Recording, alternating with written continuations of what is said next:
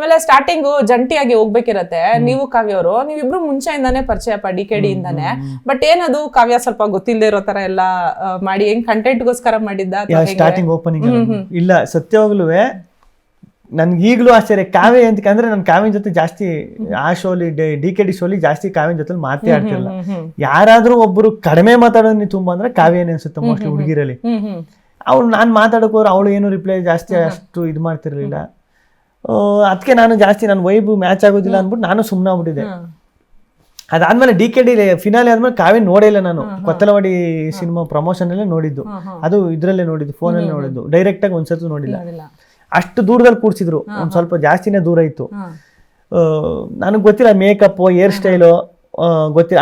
ಯಾಕಂದ್ರೆ DKD ಶೋಲಿ ಅವ್ರು ಇದ್ದದ್ದು ಗೆಟಪ್ ಬೇರೆ ಇತ್ತೇನೋ, ಇಲ್ಲೊಂಚೂರು ಹೇರ್ ಸ್ಟೈಲ್ ಎಲ್ಲ ಮಾಡಿದ್ವಿ, ಮೇಕಪ್ ಎಲ್ಲ ಜಾಸ್ತಿ ಮಾಡಿದ್ರು ನಂಗೆ ಗೊತ್ತಿಲ್ಲ, ಗೊತ್ತಾಗಿಲ್ಲ ಸ್ಟಾರ್ಟಿಂಗ್. ಆಮೇಲೆ ಸ್ವಲ್ಪ ಲೇಟು ಆಗ್ಬಿಟ್ಟಿತ್ತು, ತೂಗಿಡಿಸ್ತಾ ಇದ್ದೀನಿ ನಾನು.